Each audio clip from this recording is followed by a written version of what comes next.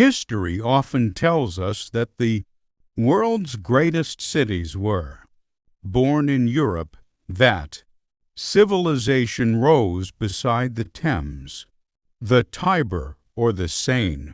We imagine crowded medieval streets, stone cathedrals, and expanding empires shaping the modern world. But long before many of those cities reached their peak, deep in the forests of West Africa stood a capital that rivaled them in power, organization, and scale: Benin City. This was not a scattered village or a temporary settlement.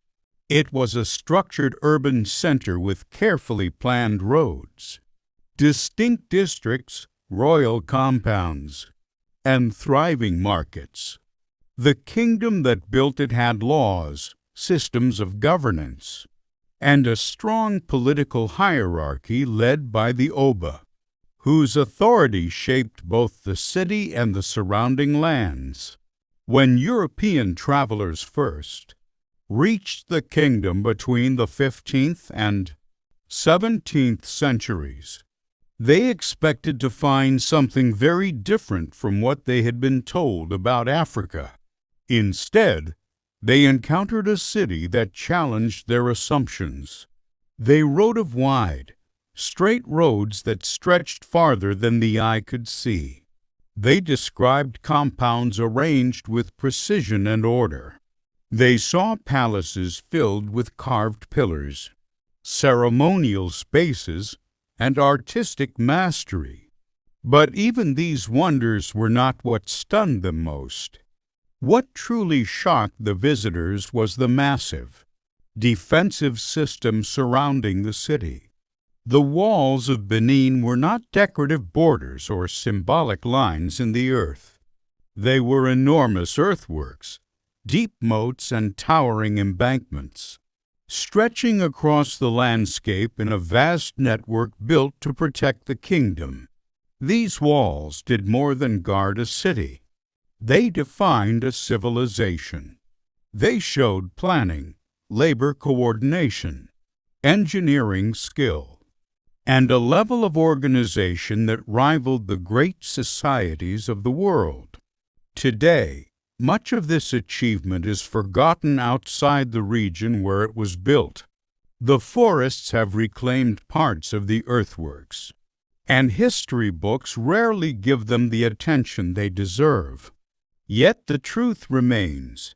Before colonial maps were drawn, before modern capitals rose, there existed in West Africa a city whose scale surprised the world, and whose walls still whisper the story of a forgotten greatness.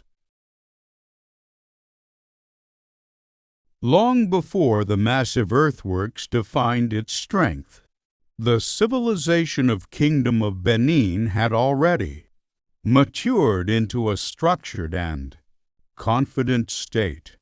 Its origins stretch back more than 1,000 years, when forest communities in what is now southern Nigeria began consolidating power.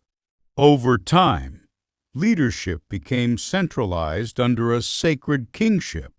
At the heart of this system stood the Oba, not merely a ruler, but a spiritual symbol and political authority whose presence unified the kingdom. By the 12th and 13th centuries, Benin had transformed into a powerful urban center. Roads were deliberately planned. Districts were arranged according to rank and occupation. Compounds were built with symmetry and order. This was not an accidental settlement.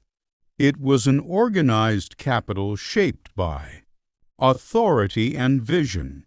Guild systems regulated craft production, ensuring specialization and quality. Among the most celebrated were the bronze casters, whose mastery of metal would later astonish foreign visitors. Farmers sustained the population through structured agriculture, while traders moved goods across regional networks. Ivory, pepper, palm products, textiles, and artwork flowed outward. In return came metals, beads, and eventually European trade items. Military organization strengthened expansion.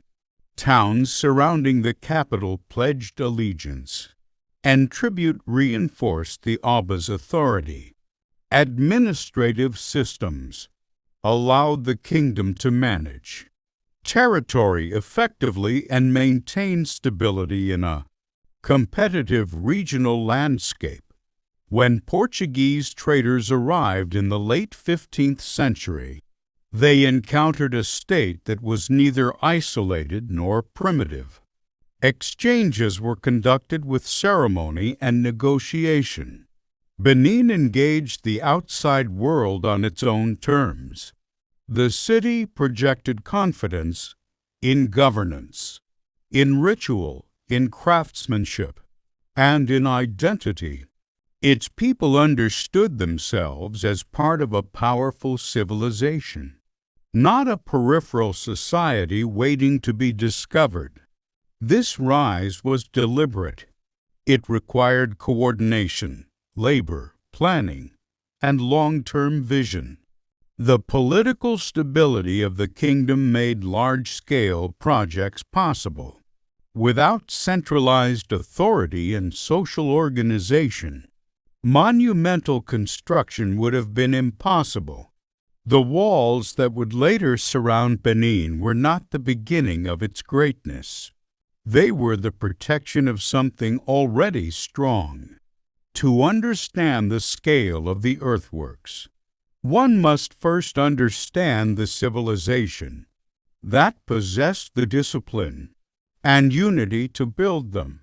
The walls of Benin were the physical expression of a kingdom, confident in its power, a state prepared to endure. When we speak of the walls of Benin, we are not describing a single barrier around a city. We are describing a vast network of earthworks built over centuries by the people of the Kingdom of Benin. These defensive structures consisted of deep moats paired with towering earthen embankments. In many places, the ditch was dug first, and the excavated red laterite soil was piled inward to form a steep wall. The result was a formidable obstacle, difficult to climb, dangerous to cross, and strategically positioned to control movement. What makes the Benin earthworks extraordinary is their scale. They did not merely encircle the capital. They extended outward, linking towns and territories in a protective network. Some estimates suggest that, combined, they stretched 4,000 of kilometers across the region. Unlike stone walls in Europe or Asia, these were sculpted directly from the land itself. No concrete, no iron reinforcements, only earth, organization, and human labor. Construction required coordination on a massive scale. Workers dug with simple tools. Soil was carried in baskets. Supervisors ensured alignment and depth.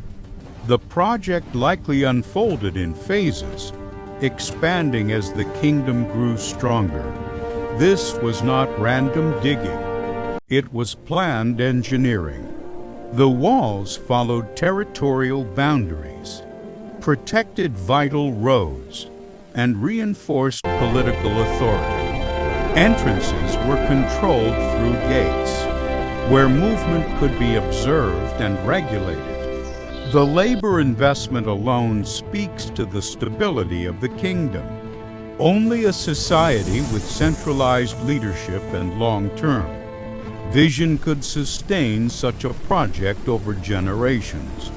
To the outside observer, these walls may appear as simple ridges in the forest, but in their time, They represented security, identity, and power. They turned geography into defense. They transformed soil into sovereignty. And when compared to the size of contemporary cities, including medieval London, the urban area protected by these earthworks was astonishing. The walls of Benin were not symbolic. They were strategic. They were not temporary. They endured for centuries.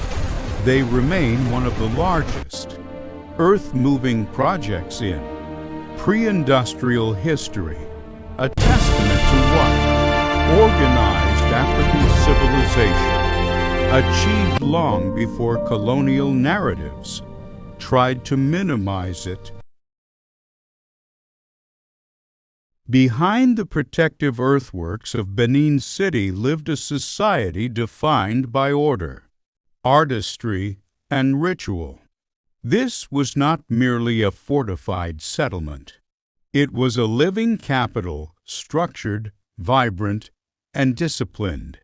Wide roads radiated outward from the royal palace, some described by early visitors as broader and straighter than streets in parts of Europe. At the time, these roads were carefully maintained, linking districts organized by rank, profession, and lineage.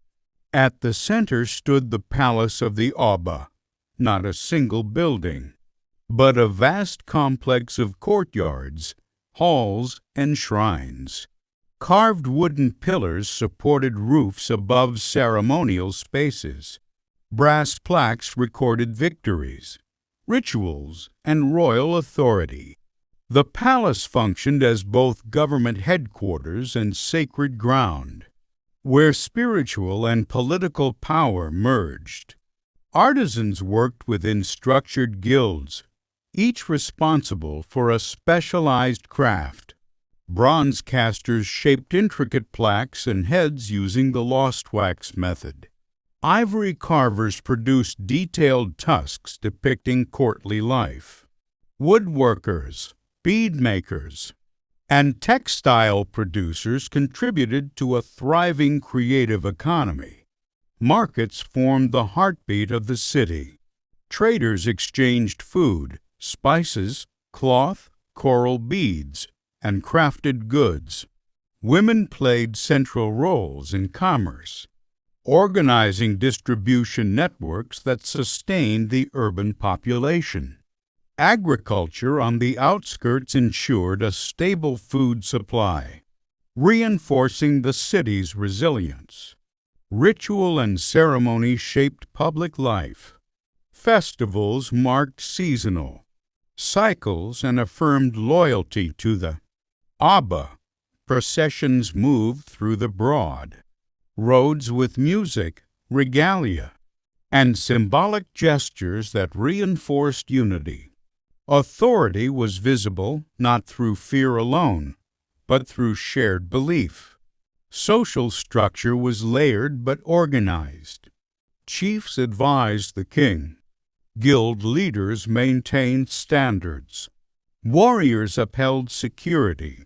Each role reinforced the stability of the whole. Visitors often remarked on the discipline and cleanliness of the streets. Compounds were arranged with intention. Public spaces reflected hierarchy without chaos. Life inside Benin was not accidental. It was regulated by tradition, sustained by labor, and strengthened by shared identity. The greatness of the walls becomes clearer when one understands what they protected. They defended not only territory, but a functioning urban civilization, confident in its systems, rich in culture, and deeply rooted in its worldview. Within those boundaries flourished one of Africa's most sophisticated pre-colonial cities, a capital whose rhythm echoed far beyond its forest surroundings.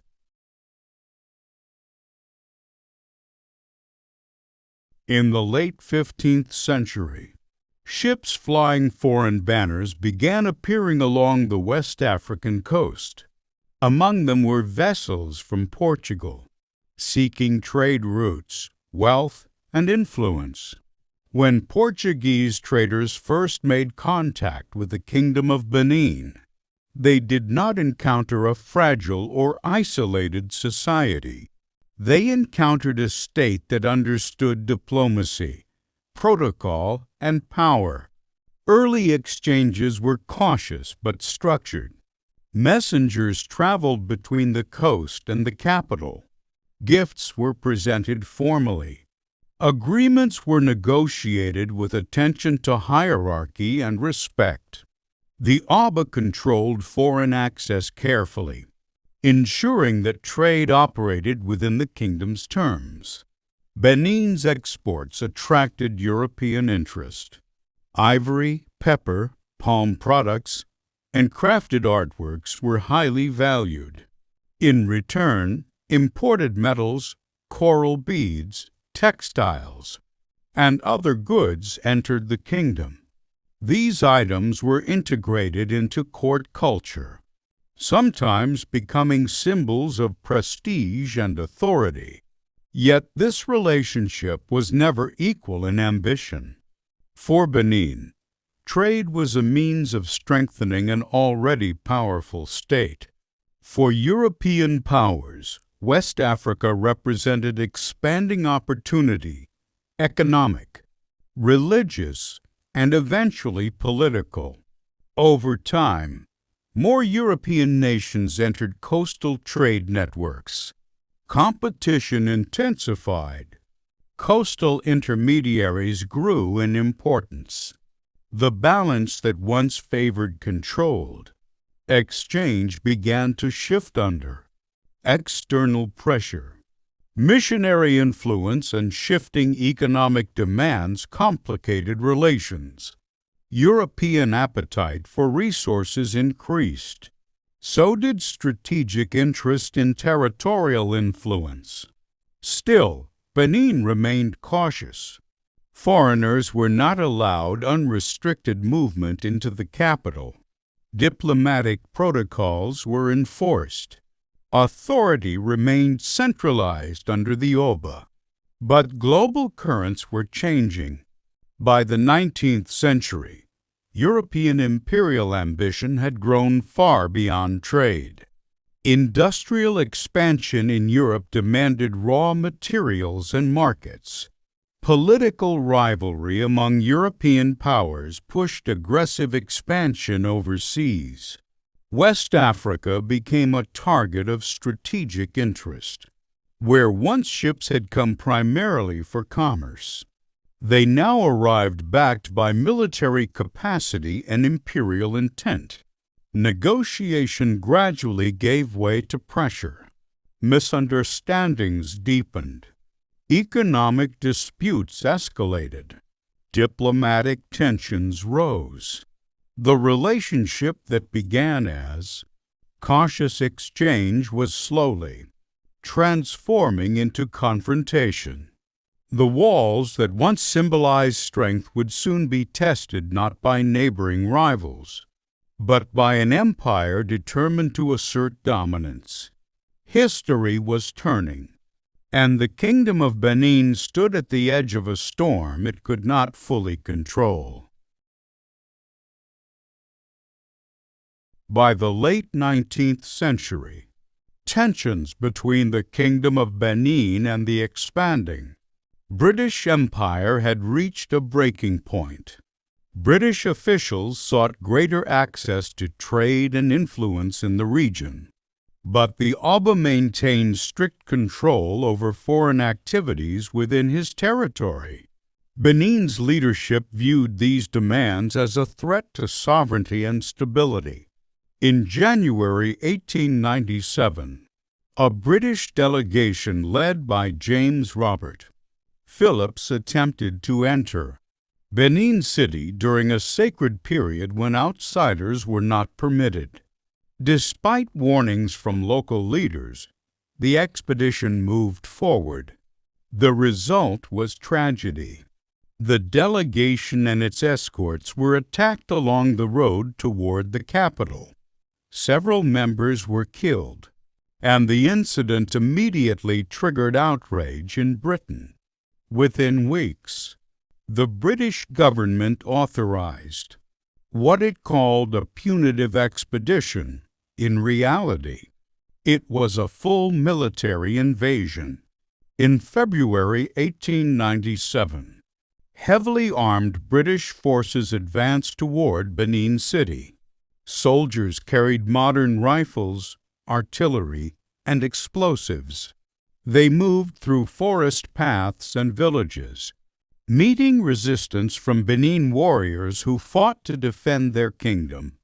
Despite their courage, the defenders faced overwhelming technological disadvantage. After intense fighting, British troops entered the city. What they found astonished them: vast compounds, wide streets, and a royal palace filled with intricate artworks made of bronze, ivory, and wood. But admiration did not prevent destruction. Large sections of the city were burned. The royal palace was looted. Thousands of artworks were seized and shipped to Europe as war trophies. These objects, later known as the Benin Bronzes, would eventually appear in museums across Britain and other Western nations. The Oba at the time, Ovenramwen Nogbaisi, fled the city but was later captured and exiled by British authorities. With the fall of Benin, one of Africa's most powerful pre-colonial kingdoms lost its independence. Its political system was dismantled, and the region was absorbed into the growing structure of British colonial rule. The great walls that once symbolized strength could not withstand the industrial weapons of empire. Yet the memory of Benin's civilization, its artistry, its governance, and its monumental earthworks would endure long after the smoke of invasion faded. When the dust settled after the British invasion of 1897, the once great Kingdom of Benin was left in ruins. The magnificent city that had amazed travelers and traders for centuries was shattered. Royal palaces were burned. Sacred shrines were destroyed. The Oba was exiled, and thousands of priceless artworks were seized and carried away. Among the treasures taken were the famous Benin Bronzes, extraordinary sculptures and plaques that once decorated the royal palace. These works of art were not simply decorations. They were historical records cast in metal. They told stories of kings, warriors, ceremonies, and the spiritual beliefs of the Edo people. Each bronze plaque preserved a piece of the kingdom's history. After the invasion, these artifacts were scattered across museums and private collections in Europe and America. Today, they can be found in places like the British Museum, the Ethnologisches Museum Andamipoten. For many years, they were displayed as trophies of empire, often without acknowledging the violent way they had been taken. But the story did not end there. Over the decades, historians, activists, and the people of Nigeria began demanding the return of these cultural treasures. The Benin Bronzes became symbols of a larger conversation about colonial history, cultural identity, and justice. Today, museums around the world are slowly beginning to return some of these artifacts to Nigeria. Plans are underway to build new museums in Benin City where these treasures can once again be displayed close to the land and people who created them. Meanwhile, Archaeologists and historians continue to study the remains of the ancient walls. Though much of the original structure has disappeared, traces of the great earthworks can still be seen across the landscape. These remnants remind us of an extraordinary achievement in human engineering and urban planning. In fact, researchers now believe that the combined network of the Walls of Benin was one of the largest man-made earth structures in the world, even larger than the famous Great Wall of China when measured by total length of earthworks. What once surrounded the city of Benin was not just a wall. It was a symbol of a powerful civilization, a thriving society, and a remarkable achievement in African history. Today, the story of Benin is being rediscovered, and as the world begins to learn more about this extraordinary kingdom, the legacy of its people continues to rise again from the earth, from history, and from memory.